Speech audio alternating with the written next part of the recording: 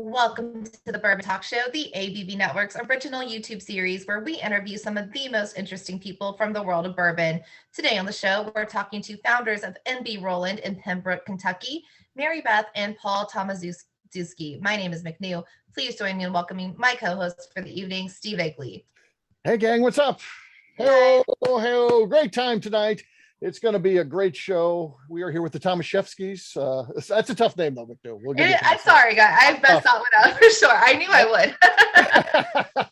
Believe me, she's messed up easier names than that, so don't be afraid. I have. I'm like, if there is more than two syllables, I am guaranteed to not get that right. And I can't criticize because I do the same thing. So no big deal. So yeah. But hello, and we were talking a little bit before we got started. We were just out at your place. Unfortunately, Mary Beth wasn't there. She was traveling like she is right now. We'll talk about that when we get talking with her. But it was a really great time. So again, thank you guys for doing that and hosting that. And we look forward to seeing you guys again next year. We're planning on coming back. Okay, if you'll have us. Yeah, we didn't ask that. Yeah, maybe. We're like, I don't think you tore anything up. I didn't hear any stories. No, we were good. I think so. Yeah. So it's fun. Well, before we get started, we do like to cover what's going on in the world of bourbon. We could do three quick stories. The first one, McNew, I think this is poorly executed here. I don't think they were trying to be bad at what they did, but I do think it was poorly executed. So the website Mashed did a survey where they gave respondents 7 brands and said, which of these makes the best bourbon? And then ultimately they utilized that to say, these people make the best bourbon. Now, here's the brand names that they gave them. Basil Hayden, Four Roses, Maker's Mark, Wild Turkey, Knob Creek, Bullet, and Woodford Reserve. Well, okay, so these aren't bad brands by any means, but I feel like they maybe sent this to a frat house or something, not real bourbon drinkers. Maker's Mark won, which I would think that's the most recognizable name out of those. But they left off Jim Beam. If you're going to go for the big names then shouldn't Jim Beam be in the mix? I think they're the most well known, and then it feels like they would have automatically won it. Why the way that they did it, just name recognition. Yeah, I mean they got Basil Hayden in there, where I'm like, that's a nice 80 proof bourbon, and it looks nice. So I feel like they just sent people photos of bottles who didn't know shit about bourbon and were like, vote. Because that would make sense. There were some nice looking bottles here. Yeah. And they're good bourbons, but I wouldn't say they're the best brands. Yeah, I would say our guest tonight would have a criticism of that. Why is NB Roland not on there, for instance? Yeah, I just feel like they just probably sent these to a couple dive bars and were like, vote. Okay, there's our winner. Yeah. So I wasn't impressed with that survey, that's for sure. No, weird one. Yeah. Second story is Michter's announced it's not releasing its 10-year bourbon in 2022. They're going to hold back a year in hopes that next year it will meet their strict quality standards. That's kind of in line, and we've seen some of these things happen recently. And I hate when online, they always think it's some sort of conspiracy theory that they're limiting, supply so they can increase price. I don't believe that at all. I believe that Michter's, I've seen them do these things in the past where they haven't released things because they don't meet their standards. And I believe them here that they won't put out anything under their brand name, which again, if we were talking with the team here from NB Roland, they do the same thing. No one's going to put their name on something that they don't feel is up to the quality standards. It's not a conspiracy. I think that's fair. I think that's fair to consumers and fans just alike. Like, you don't want to buy a subpar product just because they felt obligated to put it out. So I like that they're holding it back. I'm hoping that it's not a trend though, because we saw it with Stag. We're seeing it now. I hope that we're like other brands are like, oh, it's not good enough when they have a fine bourbon. So I'm hoping it's not a trend because I do kind of like the conspiracy theories. I like reading those. Those are all bullshit. I like reading them. But invented Facebook, so you can get an argument over this. I love reading through those things. I never comment. I just lurk and I read. But it's amazing how far people can take this stuff. It's all a big thing. It's wild, but good for Michter's for saying, hey, this isn't good enough for you guys. Let's do better next year. I think that's great, actually. Yeah. So the third one here, McNew, I think in theory, this is a good idea. And the way it was presented, I think holds up well for people who aren't really into bourbon. I am going to have our guests weigh in on this one after I read it, because I have an issue with this, and it's a technology, and then they're going to create robots so they can do this apparently, but it's a technology. It's an acronym. It's NOSE, nose. And they say that they've developed this software that can, by scent, identify with 95% accuracy whiskey brands. Now, the example that they use is then down the road, this can be used to stop fraudulent bourbon. And they had pictures of BTAC and Pappy on there as being examples. And what I got to thinking was, could that not even work? Because, there's no such thing as, Pappy by itself. It's really, it's the same mash bill as Weller. They're not doing a run where, okay, we're going to do a Pappy run today. It's actually, if it meets a certain taste profile, they're like, okay, that's going to be Pappy. That's going to be Weller 12. That's going to be Weller Antique. How could they develop a software that says, no, this is Pappy 20? I don't know how they could do this. My thing with robots and I've worked for a lot of companies where we've incorporated AI into our practices. You have to have humans train those robots. And if Jason Bronner wasn't training this, I don't want it. Right. Yeah, I could see where maybe they get to, Buffalo Trace mash bill number 1, mash bill number 2, wheat mash bill, maybe. Yeah, But the individual products, like the article was saying, I don't think so.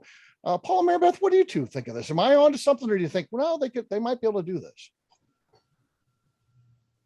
I'll go ahead.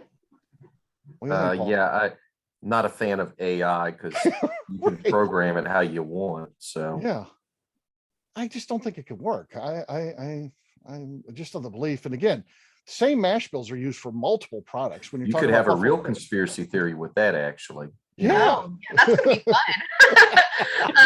But yeah, so it depends on like the warehouse floor. Are they going to be like, oh, this came from warehouse C on floor whatever? Like, I don't know. Yeah, it's not going to know. Like, I think this is one of those things like good in your head, but you probably should have kept it to yourself. Whoever wanted to invent this, like, it's not going to work. Yeah. Yeah, I don't know who their market would be. You think they try to sell it to distilleries, or try to sell it to like liquor store change, like Liquor Barn or something? I don't, or secondary places like Justin's House of Bourbon. But again, they're not opening the stuff up anyway. They would, if they got a bottle, they'd sell it. So is it to consumers? I don't know. I don't know, like whiskey festivals, like awards things. Like I don't know really where it would have a place either. Because if you're buying something for the secondary, like you're at your own risk. Right. If you fake bottle, then you just got screwed. Like that's on you for buying on the secondary. But I don't know where it'd really have a place. It's interesting. Like I would like to watch it to see how many it got right. That would be fun to watch, but I just don't see it being a thing. Yes, you're right. To me, that might be the most interesting thing, like a breakout session if you're going to the Kentucky Bourbon Festival. Yeah, you see how they do, and that would be interesting. But I don't really see the application or who their potential customer is. That's like there's not. Is there a need? I don't see a real need for it. There's not a need. Right. Is rich people who buy very suspect bourbon going to pop it open and be like, here, smell this? Oh, it's fake. Oh, darn. What did you do? My robot said it was fake. Give my money back. No.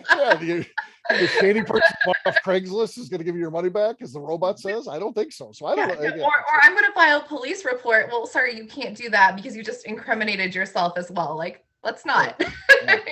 There's no use. I don't see it. Yeah. All right.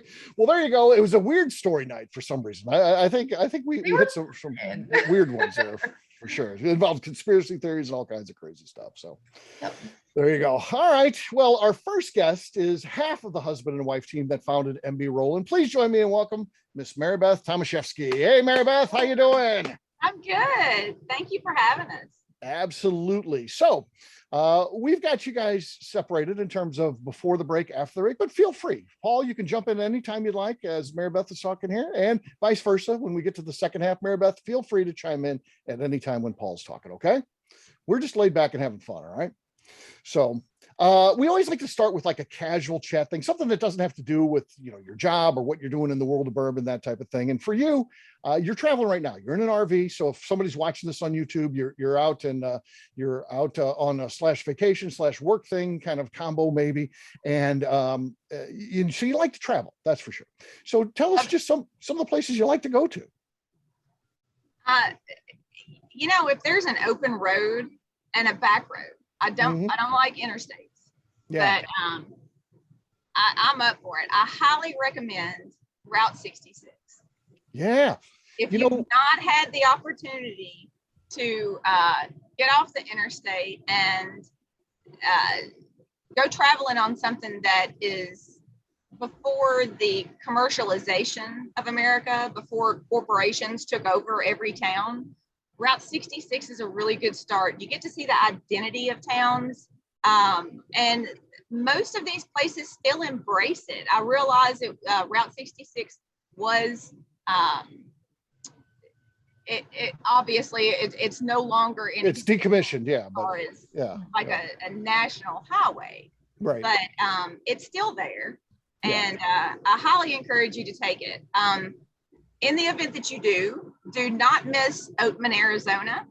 Okay. Have you heard of it?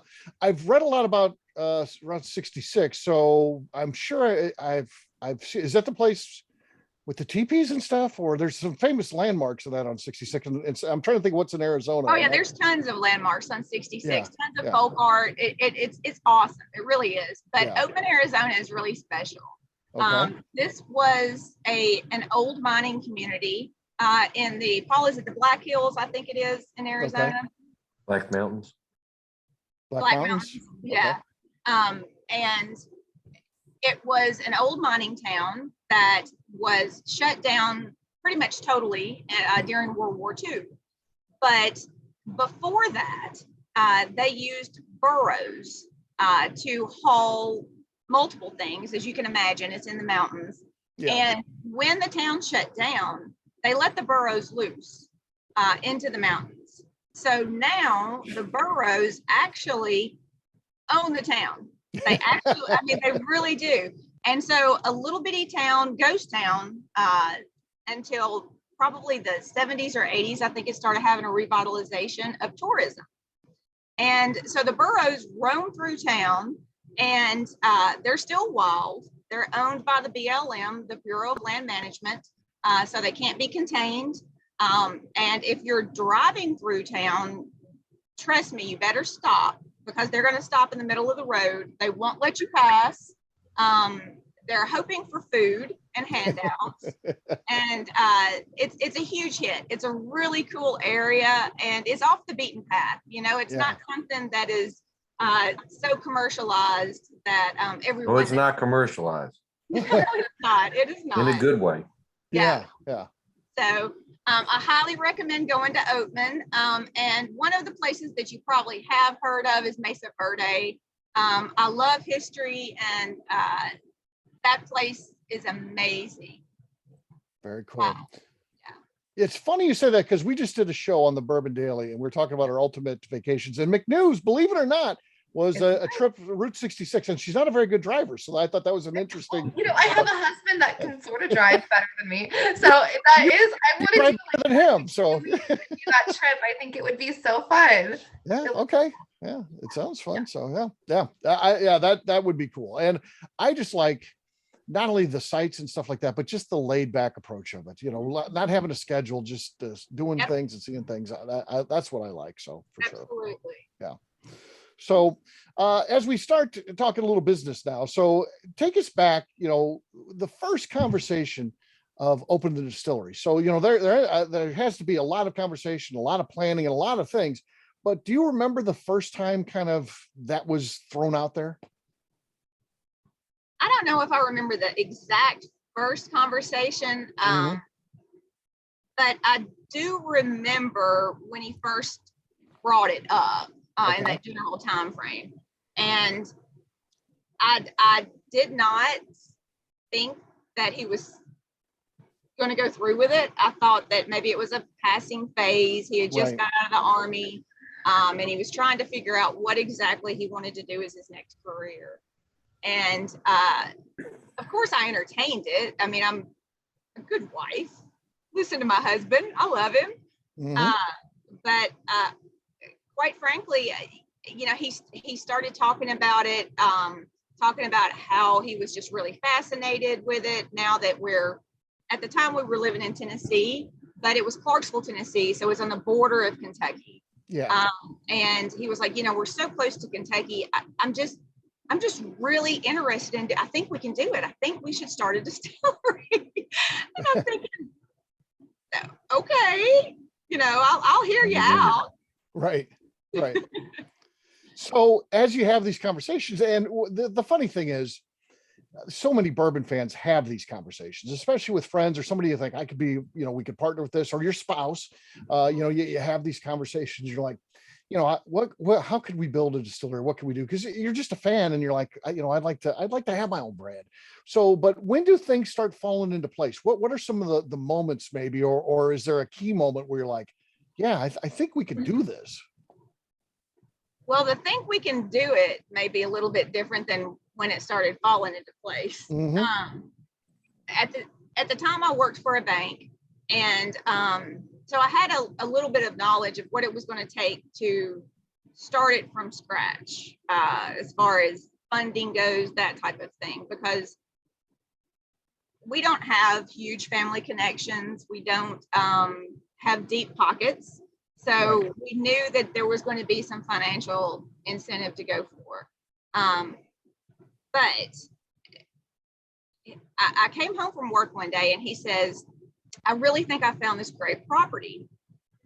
And I said, well, where is it at? Because at the time in Tennessee, we weren't even going to be able to start a distillery. That was before the law had changed. Okay. And so he said, no, it's in Kentucky. I found this really cool spot, but it's Amish. Okay. And I'm thinking, the Amish have no electricity. Their kids probably built everything. It wasn't like it was up to code in most places. I mean, it's something totally different than what I was thinking that we might do. But when we went out to the property and we saw the different facilities, we knew we could make it work. Yeah. But we didn't know that we could convince anybody that we could make it work. And when we finally went through all of the process and they said, yeah, we can do this. I'm like, there's no turning back now. He's serious. Right. Yeah. Well, I'll add in. She was surprised that the bank approved it. I was surprised. Yes. But that's a good thing. So, and how long are we talking from kind of those early conversations to bank loan, and then fast forward one step further to opening the doors? What sort of timeline are we looking at between those big landmarks in your history? Say when he first started mentioning it, it was probably about 6 months after you left the military, right? Okay. Yeah. Makes sense. Yeah. And then we got the property and getting everything up to code. That was a challenge. So I'm going to say it was probably 2 years. Okay. Yeah. Paul, is that right? You think? We started planning in 07. Hardcore in 07. I was still in the Army, and I kind of played with the plan for about a year or so. And then we bought the property in August of 08. Okay. And started working on it February of 09. And then we opened to the public November. Our DSP was licensed in September. Okay. And we were open in November. Gotcha. Wow. Yeah, it's definitely a challenging business for sure. And, it's not an easy thing. And there's so many different things that can trip you up.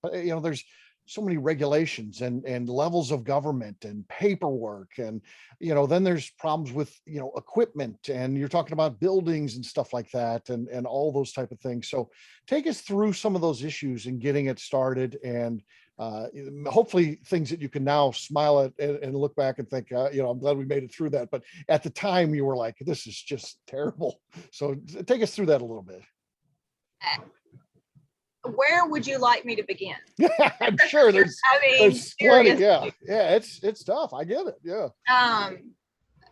So besides the obvious of adding electricity to buildings that are already established. Yeah. and repainting and putting up walls and Cutting out all the plumbing that's not coded correctly and starting over with that. Oh yeah. yeah. Then trying to turn a basic metal frame into a distillery. So adding the concrete, electricity, separating it out, making sure we had cooling areas for the mash.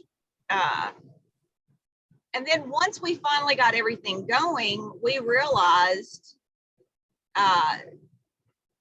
not like today, today craft distillers have a ton of information at their fingertips if they want it, or they can pay for it. One of the 2007 might as well have been the Stone Age. Right. Yeah. It actually was. That's no joke. Yeah. At all. Yeah. Equipment, just getting equipment for something our size was a nightmare. We actually repurposed so many things. The little tiny still that we used at the time, you could not distill on the grain. So you had to separate the liquid from the grain. There was nothing available for us to do that. There's an old NPR interview out there with Paul to where he is separating the grain. I'm not lying here. He's got, I think, was it a pillowcase, Paul? I think that's what it was. And he's got it out and he's twisting it, trying to get that last drop out. And then we finally upgraded. You're making a lot less back then. Yeah, it was 100-gallon still. It was much, but I'm glad we started small. I really am. We needed to. We had a lot to learn. Yeah. So guess what time it is? It's time for my co-host McNew to ask a question. We added her in this year as asking a question right in the middle of the interview. So McNew, it's your turn. All right. So some happy news. You guys got some products out after all you went through to get the distillery started. We tasted through them a couple weeks ago. I think they're all great, but do you have a personal favorite? Here lately, my new personal favorite is the Barker's Mill bottle and bond. Okay. That's fantastic. We love that one. Awesome. Yeah. Love it. Yeah. Very nice. We'll sort to Paul too. I mean, he makes, Paul, he's still, it's a good question for him. I'm curious. That fired one. That was great. Right. Yeah. Well, they're all kids and it's tough to. That's what I would think. Yeah. It's tough to say this one's better than the other. But if I have to choose, our standard bourbon with our rye recipe, and then also our corn whiskey, those are two that we really enjoy making and seeing the evolution of it and obviously drinking.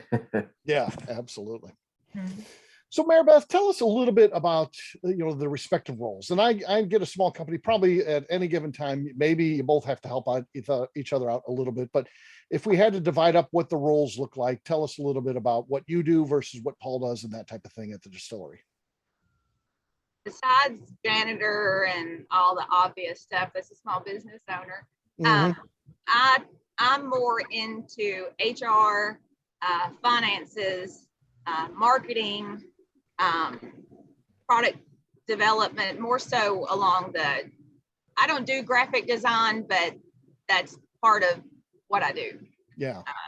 So that's mainly my job. Okay. And then Paul he's key on the distilling and new products and stuff. Is that, or do you guys collaborate on that type of thing? Like, hey, we collaborate on all of that. Yeah. Mm-hmm. I mean, production wise, as far as the distillery itself, actual making. Yeah. I mean, that's me. And as far as what we focus on, what projects we go after, as far as improvements or replacements, anything like that, backups, that's a very important thing sometimes with the distillery. That's kind of my but my guidance, and Mary Beth tells me how much money I have. It's never enough. Let me just go ahead and say it's never enough. So the list is real long, and then we have to shorten it down or space it out however we have to. Yeah, absolutely. So you two have been doing this for a while, Mary Beth. Tell us a little bit, at this point, do things go pretty smoothly? Are there always still hiccups happening? And if so, what kind of things are you facing today versus, you talked about some of the things you faced earlier. What would be the issues and problems of today versus getting started? I think with any small business owner, challenges are always going to be there. You don't pawn it off to someone. You own every problem that comes along. Yeah. So for us, current challenges, and I think this is with any business, I don't care if they're small or large at this point, but making sure you get the right people in place. But I will say this, I think we have a great team, and I think we got the right people in place. But when we put out a post that we're hiring or something like that, used to, there would be 10 applications come in. We still have plenty of applications, but it's not near as many as it used to be. And I just think that the time frame is kind of has to do with it. Construction things that we have going on right now, finding building materials, finding people to do the work, getting permitted, completed in a timely manner. These projects that we're working on now have been going on for over a year. And it's disappointing for that, but you work through it. We've been through much worse situations, so it's all right. Yeah, absolutely. Yeah, we had a real good training process leading up to COVID, so COVID wasn't that scary for us. Yeah. So, Mary Beth, what is the thing that makes you most proud as a distillery owner? That's really hard that's actually a hard question. Yeah, there's a lot of different potential answers there. I get it. Yeah, there are. What makes me really proud and really excited is when I see people that don't know that I'm seeing their reviews post that they love our product. Yeah. That is honestly what really gets me excited, because I'm kind of like Stephanie. She was saying she was lurking earlier, I'm a lurker. Yeah. Well, that's definitely something to take a great sense of pride when people talking about your product and saying they like it. I mean, that's why you ultimately start the business, right? And to see that exactly, is a cool thing for sure. There's so many different interesting people and stories from the world of bourbon. If it was a movie director came to you and said, we want to make a movie of something about bourbon, what do you think would be a good topic for them to make that movie about? Well, honestly, I gave this a lot of thought, and I honestly think the Samuels family would be a really cool movie show. Their history you could probably turn into a series. Yeah. But I love the fact that Margie was the one who came up with the branding. She was the impetus behind pretty much bourbon tourism. If it hadn't been for her, I don't know that Paul and I would be in business, quite frankly, because our gift shop sales are very helpful, Right. They've got a lot of authenticity to them. You can relate, it's almost like they're the original craft distillery, even though they still had a lot of bourbon history behind them. I think Bill and Margie just really, and Bill Jr. is great. They're great people. Yeah.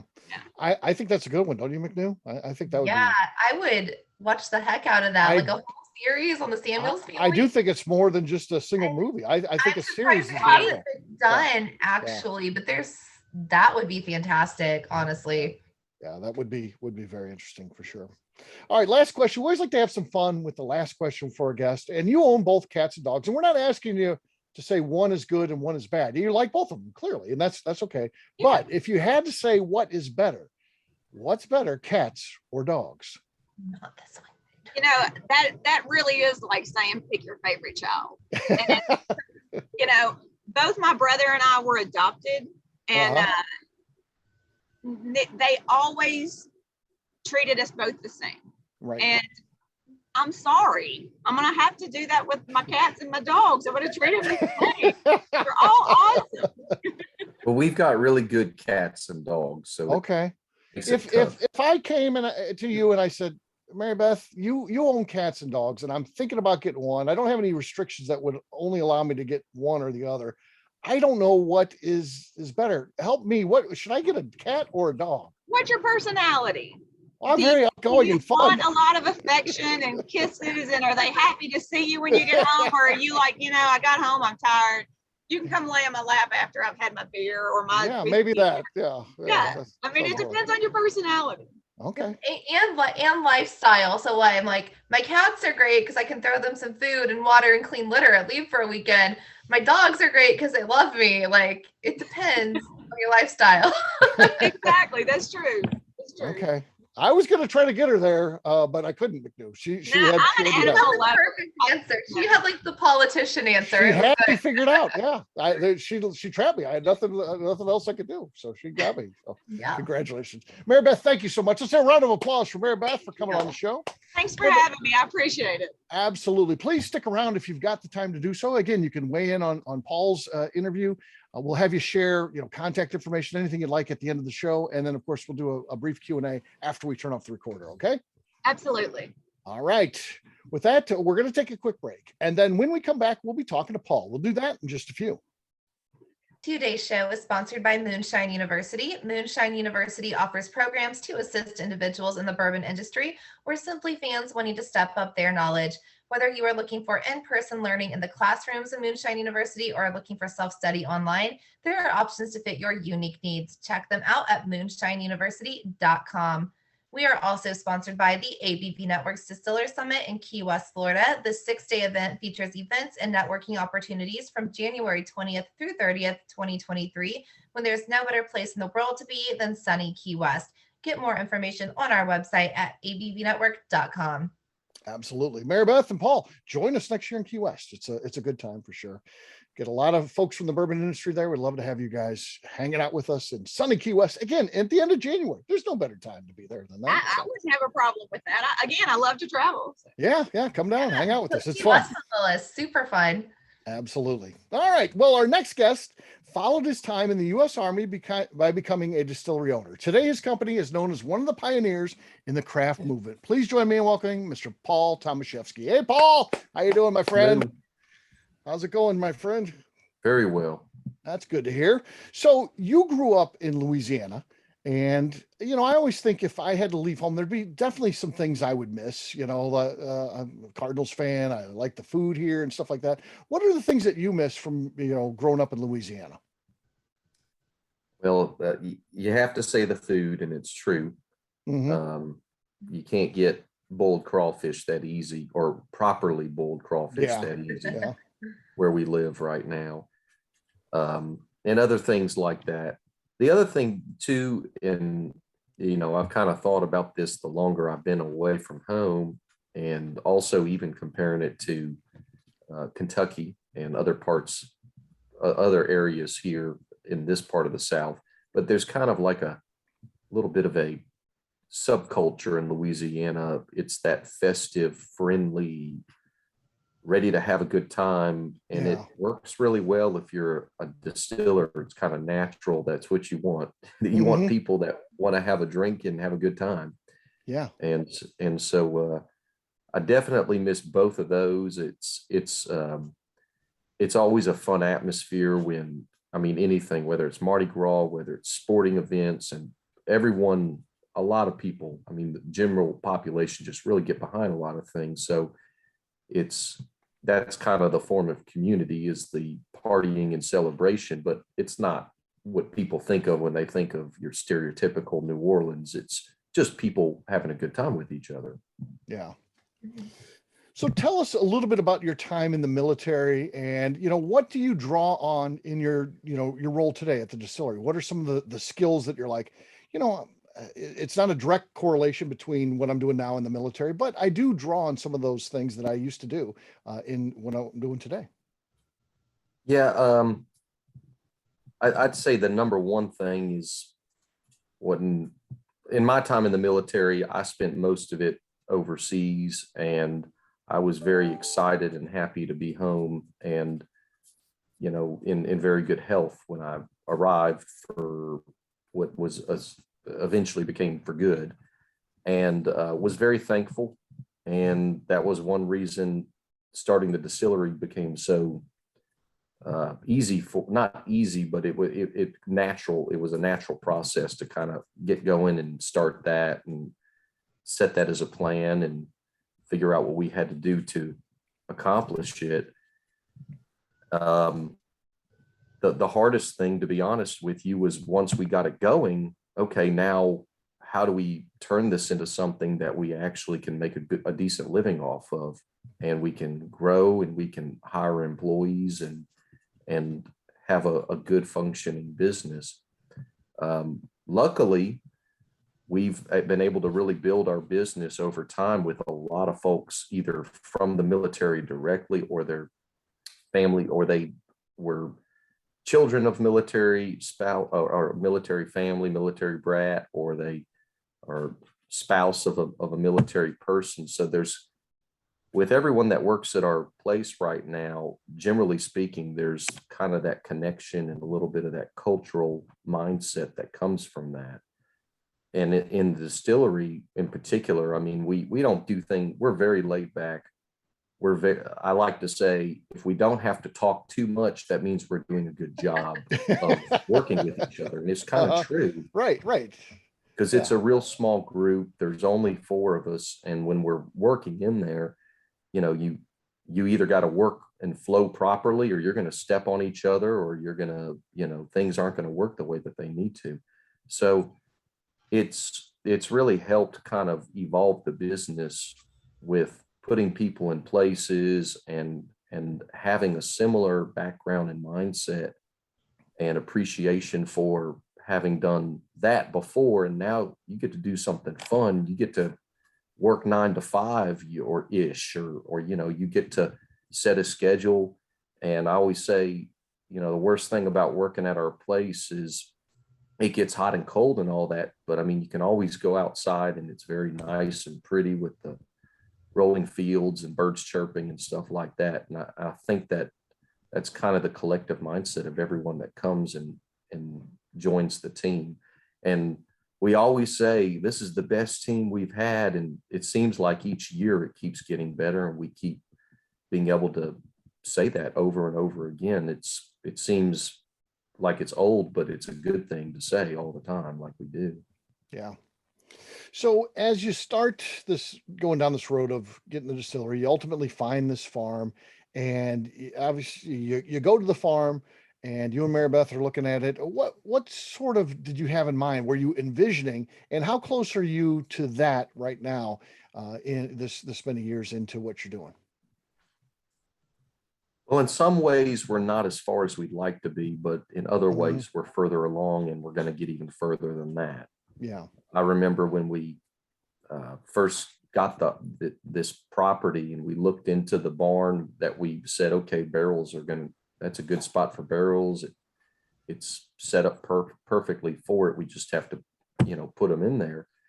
I remember thinking to myself, man, we fill this space up and we're not going to know what to do. I mean, we're going to be making so much whiskey, and now we're building a warehouse on top of that will hold several thousand barrels. So we're definitely further along and going to continue to grow that way in that aspect of the production. But then other things, like our gift shop is still 800 square feet, as y'all saw, and it's cozy and quaint, but we definitely are well past usage of that amount of space. We need a little bit more wiggle room. We need a better tasting situation as far as, space for people to, if they're tasting over here versus if they're not. And I would say, as far as the product side of things, we never saw it go in this direction where we'd have this many different types of whiskeys and products that complement each other. Particularly if you're coming to visit the distillery, we like to have basically all sorts of different things that if you come out, you get to try this that you probably won't see on the shelf just because we distribute it very limited, or we don't send it to a certain state or something like that. And we'll have other things like that. But it really has evolved in the sense that the production is the focus, and that's the way it should be. But there's other things we need to address that, we probably thought we would have been further along by now. Yeah. This next question is literally just a question for a distiller from someone who doesn't distill, just out of curiosity. When you fill a barrel, how frequently are you tasting that? And when's do you have like a kind of a structure? I'll taste this in 6 months and then again in a year, or how does that work? So we pretty much don't taste anything until the 1 year mark or so. Okay. And then we'll start following it. And then as it's getting closer, we can kind of dial in when we taste it, where it is in the process or how close it is. Okay. And if it's something that we think is going to be ready sooner, or in the relative, soon, almost present, but maybe in a few months, we stay on it. We continue to revisit it until we feel like it's ready. Other things we'll taste, and we can kind of tell, okay, this needs some time, right? For whatever reason, based on the barrel, based on the placement, whatever. We all know how that works. Where so many factors involved with that part of the process. So some of those we'll sit there and we'll go, oh, we're not checking on that for 6 months to a year. Yeah. You've got kind of a fun product lineup. It's diverse, a lot of different offerings, and it's very cool. Where do you come up with the ideas for these things? Is it just, you taste something, you're like, I always wanted to make this, or or is it customer request? How do you come up with the things that you've got in your portfolio? The initial products we came up with based on mainly trying to figure out what made the most sense for production, but at the same time, what do we have locally available? So we built the foundation of everything with our white corn and having access to that with our local granary that was already providing that for food products all over the place. So we just had that benefit to kind of land right here where we had that niche, or they had that niche that we could take advantage of. And now they love us because we're continuing to make more every year. And we're now one of their good customers for that particular, for the white corn. But otherwise it came down to just kind of practically thinking about, how spicy do you want your bourbon? How soft do you want it if you're putting wheat in there? Or how much of that wheat characteristic do you want? And I feel like it's worked out fairly well. I mean, we've played with additional mash bills and yeasts and things like that. And we'll continue to be honest with you. I think it makes us better distillers. It makes us a better just group. A lot of people that of course come here, they love that aspect of it where they can kind of be a part of that, because we'll be playing with things and just say, okay, taste this. It's your job, taste it. Or different people walking past that are working here. What do you think of this? Or what do you think of this blend? Or what do you think of this idea for a recipe? Things like that. So there's a lot of fun with that. Now the downside is we're having a certain level of success with our products where we really have to stick with making as much of certain products as we can to meet demand, or to try to stay on top of it, is a better way to say it. Yeah. Well, guess what? It is now time for our McNew question. McNew, do you have a question for Paul? I do. So you mentioned Louisiana food, and bourbon fans kind of go hand in hand with foodies. What is your favorite meal to pair a bourbon with? Oh my goodness, that's a tough one. That is tough. I guess I got to go with, this is not Louisiana or even necessarily Kentucky. It's probably more Kentucky and Louisiana, but you can't beat steak. I'm sorry. Yeah, steak and bourbon makes a lot of sense. I think a lot of people do that. Yeah, I think that's one of the best pairings as well. So yeah. I absolutely agree with that. So this one is always an interesting question for me for distillers, Paul, and I do ask this question quite a bit. And what do you drink when you're just drinking casually? Do you only drink your stuff, or do you drink other distilleries products as well? What do you do? I definitely drink other products. Mm-hmm. Luckily, a lot of it is gifted to me. Mm-hmm. And so I don't have to buy it, but I do buy other products.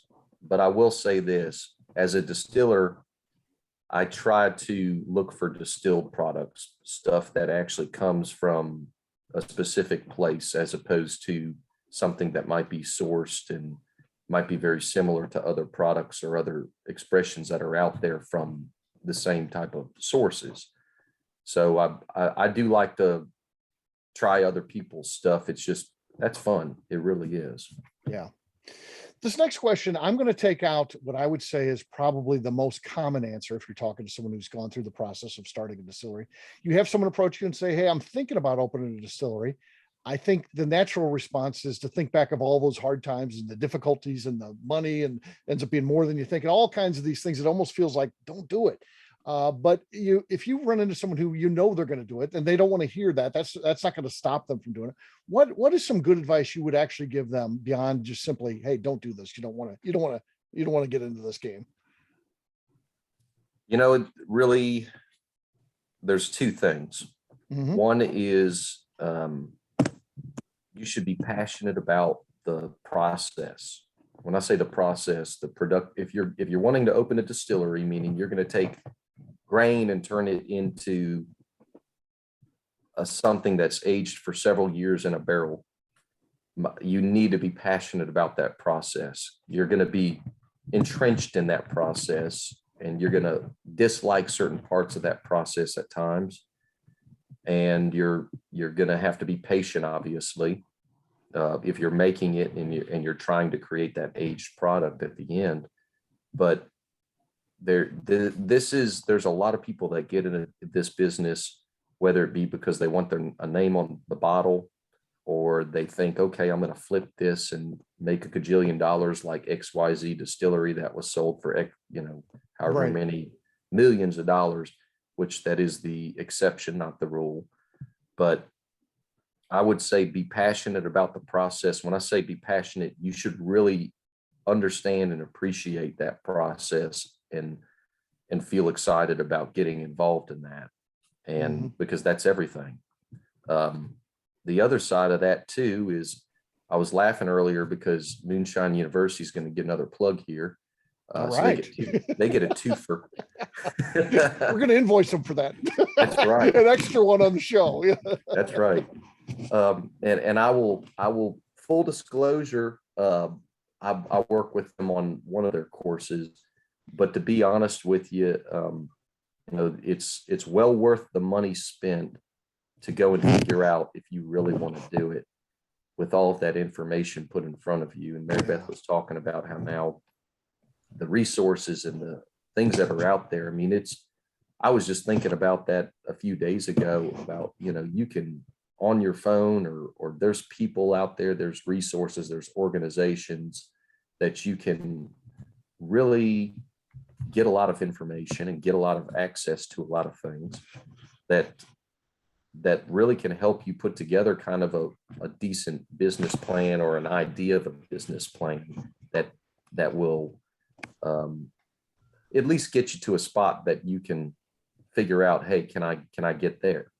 But Moonshine University, probably as far as I know, does the best of that, where you can go to their 1-week course and be immersed in all of that and figure out by the end of that if you're going to go through the process. I'm sure there's a few others that are done like that. I can't speak of them, but some type of education opportunity like that is something to definitely get into, because this business likes a lot of things, but it really, really likes money. I mean, it likes money so much that it's whiskey and money. That's like the two things. I mean, whiskey loves takes money, so money much loves whiskey. of it, right? Yeah. What's that? It takes so much of it. And I will say this, there's a lot of times you have folks that do, reach out and say, hey, what about, can you give me some guidance? And we do. We refer them to Moonshine U. And then if the comment comes back and it says, we don't want to spend that money, you do not want to get into distilling. This is the last, if you're scared of spending a few $1,000s to figure out if you're serious about it. Yeah, great point. This is then you do need to run away, and you never need to even think about doing this business. Yeah. Definitely. That's good stuff. So, Paul, since I started in bourbon, and again, I do something different than you, but, being the things that I really wanted to get into, writing and then podcasting and this YouTube series and that, I look at the cool things and things that are special to me that I've been able to do, meet people that I knew before I ever got into this, like Jimmy Russell, and to be able to talk with him and drink some old dusty whiskey. I never thought I'd be drinking whiskey from the 30s and the 40s and stuff like that. I've got that opportunity out of what I've been doing, and even coming to your place, and I've got 30 people with me, and they're all having a fun and a good time from something that we've put together. That's special to me. That means a lot to me, and things that I really wouldn't have imagined. I didn't start thinking, I'm going to do a blog, and then it's going to be cool because I'm going to meet Jimmy Russell, and I'll drink some old whiskey, and I'll get to go to Paul's place and get behind the scenes. But those things happen, and they end up being something that is really special. What are some of those special things that have happened to you that you didn't even really anticipate when you started the business? Well, I would say the number one thing is kind of on that same note where I was explaining how, we've built our staff here over the years, a lot of folks with military backgrounds or military family backgrounds, which has really helped build the business. But on that note, same thing goes with the industry. When we got into the industry, there were so few distilleries or craft distilleries, micro distilleries, however you want to say it, that there was just a handful of us. And particularly in Kentucky, we've all kind of gotten along and grown up together, some of us that have all come into the business at about the same time. And so that type of camaraderie and friendship, I never even once thought about that. I mean, I'm coming out of the military where sorry if you hear a cat meowing, by the way, that's okay. He's running around yodeling right now. But the camaraderie in the industry that we get to be a part of is akin to the military. It really is. And it's a very small distilling industry, just like used to say in the Army when I was there. It's a very small army because you see people all over the place that you know and that you work with. But particularly in Kentucky, it's a very small state, not a lot of people. It's a large state area-wise or relatively, but I mean, it's a very small town or small mentality, people know people kind of situation, and the distilling industry is definitely of the same vein. Mm-hmm. And it's been a lot of fun growing up in the industry with some of these other distillers that, Sam Rocket, Bluegrass Distillers, the Pogues, those are friends of mine. Dueling Grounds. I mean, I'm going to miss people, so I'm going to quit naming at this point. But a lot of friends in the industry and outside of Kentucky too, but particularly those of us in Kentucky have worked together, whether it be trying to make the laws a little bit more reasonable so that we can run our businesses like a winery does or like a brewery does typically, and having those same kind of capabilities. And especially when you're small, to be able to have that as a resource to grow your business and the flexibility. So that the camaraderie, the brotherhood, fraternity, however you want to say that, sisterhood, brotherhood. When I say brotherhood, it's interchangeable. Yeah. The next question, what does it feel like when you're at a bar or a restaurant and you see somebody in an MB Roland t-shirt or hat? Is that special each and every time you see that? Because, you and Mary Beth start the brand and it's your brand, but then it also kind of becomes your consumers too. They feel invested in it, where they're willing to walk around with a hat on or a shirt on. And is that just super cool to see every time you see that? It's cool, but the problem is I'm usually going, Oh man, I hope they don't recognize me.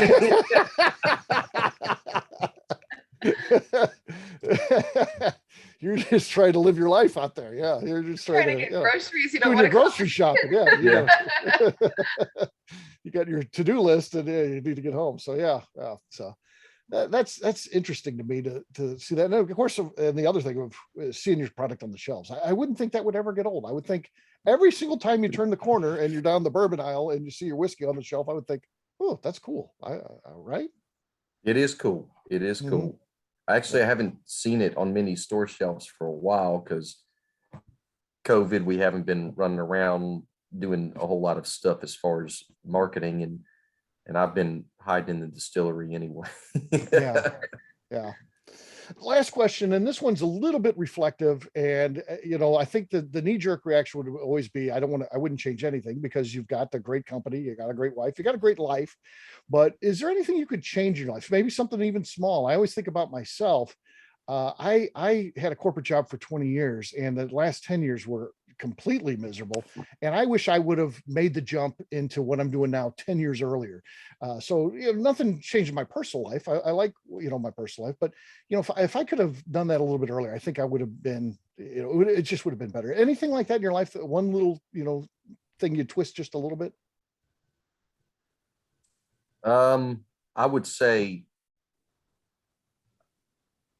I can't think of a whole lot of things that I would do particularly differently. And in our case, we started the distillery when I was 27. So that was probably one of the best things that we did because, you're aging a product and you're building a business for many, many years, and everything is delayed, everything. Right. So anytime we say, okay, we're filling this much more barrels, there's a X amount a year or Y amount, just depending of a delay until we get to realize that. And what the reason I bring up my age whenever we started the business is because at least at this point, we get to grow with the business and see it evolve versus if we would have done this at a much older age. So I can't really think of a whole lot we would have done different, except one thing. Okay. Ooh, and I'm on the edge of my seat. Here we go. And right now we get to brag and make fun of everyone else who does this because we never did. But if you're holding a gun to my head, I will say that we would have bought whiskey to start with. Yes. I will 100% second that. Yes, we would have been much farther along in the business. We'd be a little further along if we would have done that. Yeah. All right. That's in good. Our defense, the market was different back then, and getting sourced whiskey was not the same process or the same type of situation. Not that it's easy right now. Well, I think that's a good answer, and that's honest, and I can see why you would say that. So that's very cool. So let's hear it for Paul for being a great guest tonight on the Bourbon Talk Show. Thank you guys both so much for being here. Let's wrap this one up as we always do by talking about where people can find us. Anything you want to share at all, Mary Beth? We'll start with you. It could be social media, it could be websites, it could be your physical location. Whatever you'd like to talk about, we are good with it. I would say if you want a genuine farm country distillery, come visit us. 137 Barker's Mill Road. I second that. Kentucky. You guys even have the cute little silo and everything. It's definitely farm. It's cute. It's cool. That's cool. Yeah. It's not in your typical central northern Kentucky areas that you're used to seeing your big distilleries, but we've made our own little footprint, and I hope you come see it. Okay. Paul, anything you want to share? Again, website, social media, we're good with whatever. Yeah, you can check me out on social. Wait. He doesn't have social media. You can come see me at 137 Barker's Mill Road, Pembroke, Kentucky 42266. There you go. I like that. All right. McNew, how about you? Where can people find you? You can find me on Instagram at McNew ABV. All right. For me, I'm an easy guy to find. I am at Steve Akley on Twitter, Instagram, or Facebook. I've got a website, steveakley.com. Important website, though, is abvnetwork.com. That's the one you got to check out. Everything that we do is out there. We've got over 3,000 shows that we've created ourselves. We've got blogs. We've got our newsletters. We've got Bourbon Zeppelin, our e-magazine, so much more. Everything, a shop, you name it, abvnetwork.com. McNew, anything else to say before we get out of here? I would like to remind the audience to please hit that subscribe button for Bourbon Sasquatch on YouTube, where all of our shows will be posted. And when you're watching, please give us a thumbs up, leave a review, leave some comments, share it. It helps new people find the show, which is very important to us. And next week we'll be chatting with the Eckstein family. Yes, Arlo we are. included, right? It's a reschedule. Yes, we were scheduled to talk to the whole family, including Arlo, who's 8 now. So they were supposed to be on the last season. Unfortunately, I think he broke his wrist. We'll ask him about that next week. Yeah. The day it was supposed to happen. So he was actually in the hospital getting x-rays and all that, a cast put on and all that kind of stuff when he was supposed to be talking to us. So yeah. And it was funny because he was the only guest that we've ever had that demanded payment to come on the show. He didn't show up. He was 7 at the time. He demanded payment. So McNew sent him some chocolate. He said, all right, I'll be on. Chocolate coins, chocolate gold coins. And then he didn't show up. He stiffed us. Yeah, broken wrist. Okay, I get it. So yeah, again, thanks. One last round of applause, please, for our guests, Paul and Mary Beth. Great people, great job, great distillery. Get out there. They're not lying. It is a fun place to go. That gift shop might only be 800 square feet, but it's got a lot of cool stuff packed in there. It's cool. Check it out. So, and tasting room is amazing. So, what was the name of the guy that led us through our tasting? The big guy, Mike. Yes, yeah. Yeah, get him. He's fun. He added to it a lot. So there you go. Thanks a lot. We'll see you guys next week. Take care, everybody. Bye. Bye. Bye.